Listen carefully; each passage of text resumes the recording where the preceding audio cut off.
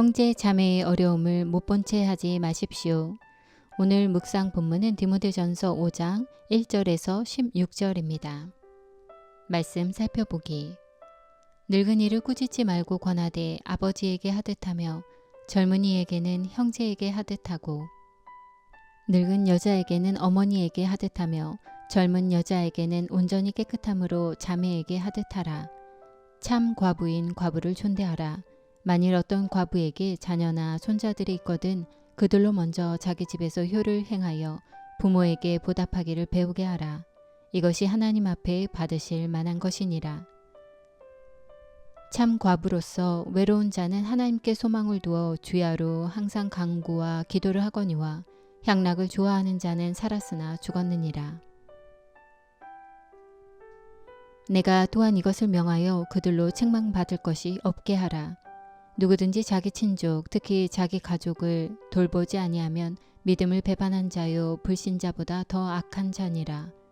과부로 명부에 올릴 자는 나이가 60이 덜 되지 아니하고 한 남편의 아내였던 자로서 선한 행실의 증거가 있어 혹은 자녀를 양육하며 혹은 나그네를 대접하며 혹은 성도들의 발을 씻으며 혹은 환난당한 자들을 구제하며 혹은 모든 선한 일을 행한 자라야 할 것이요. 젊은 과부는 올리지 말지니 이는 정욕으로 그리스도를 배반할 때에 시집 가고자 함이니 처음 믿음을 저버렸으므로 정죄를 받느니라. 또 그들은 게으름을 일으켜 집집으로 돌아다니고 게으를 뿐 아니라 쓸데없는 말을 하며 일을 만들며 마땅히 아니할 말을 하나니 그러므로 젊은이는 시집가서 아이를 낳고 집을 다스리고 대적에게 비방할 기회를 조금도 주지 말기를 원하노라. 이미 사탄에게 돌아간 자들도 있도다. 만일 믿는 여자에게 과부 친척이 있거든 자기가 도와주고 교회가 짐지지 않게 하라. 이는 참 과부를 도와주게 하려 함이라. 오늘의 팁. 5장 11절에서 15절은 젊은 과부의 재혼에 대해 말해주고 있습니다.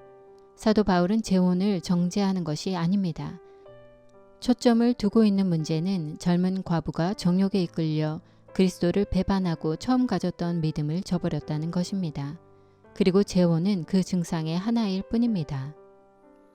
15절에 이미 사탄에게 돌아간 자들도 있도다의 의미는 첫째, 젊은 과부들이 부도덕한 삶을 살기 시작했다는 완곡한 표현 방식일 수 있으며 또는 그들이 에베소 교회에 있는 이단의 가르침을 받아들인 것으로 이해할 수 있습니다. 말씀 이해하기. 사도 바울은 4장 6절에서 16절까지 디모데가 복음의 진리를 가르치고 깨우치고 명하고 권할 것을 명령합니다.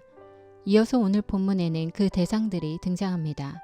늙은 남자, 늙은 여자, 젊은 남자, 젊은 여자, 늙은 과부, 그리고 젊은 과부입니다.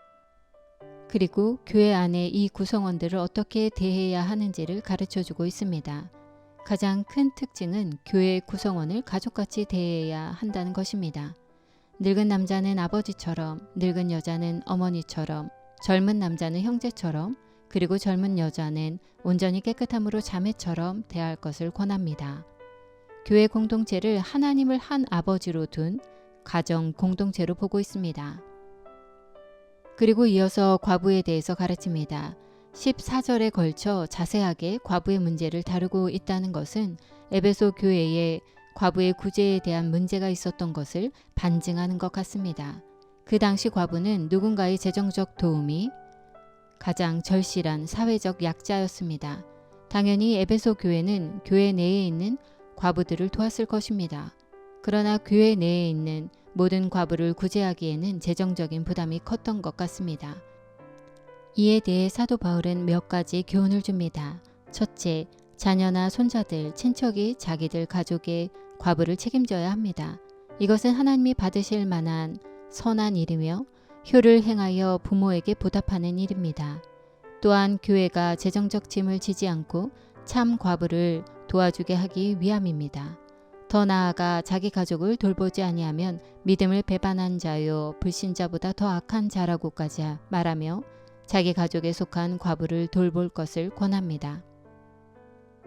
둘째, 과부의 명부에 올릴 자와 올리지 말아야 할 자의 조건을 가르칩니다. 이를 통하여 참된 과부만을 도와줄 수 있기 때문입니다. 사도 바울은 교회 구성원과의 관계와 과부의 구제 문제에 대해 디모데에게 올바른 지침을 주어 지혜롭게 대처하여 교회 공동체를 굳건히 세워나가게 합니다. 우리가 속해 있는 교회 공동체 역시 하나님을 한 아버지로 섬기고 있는 가족 공동체입니다. 교회 구성원들을 대할 때 가족에게 하듯 존중과 사랑과 깨끗함으로 대해야 합니다. 또한 가족과 교회 공동체 안에서 어려움에 부닥친 형제 자매들이 있다면 적극적이고 지혜롭게 도와야 합니다. 말씀 따라 살아가기. 가족 또는 교회 공동체 안에 어려움이 있는 자가 있다면 어떻게 도와야 할지 하나님께 묻고 도와주십시오. 말씀대로 기도하기. 가족 또는 교회 공동체 가운데 어려움을 겪고 있는 자가 있다면 그에게 하나님의 도우심이 있도록 함께 기도합시다.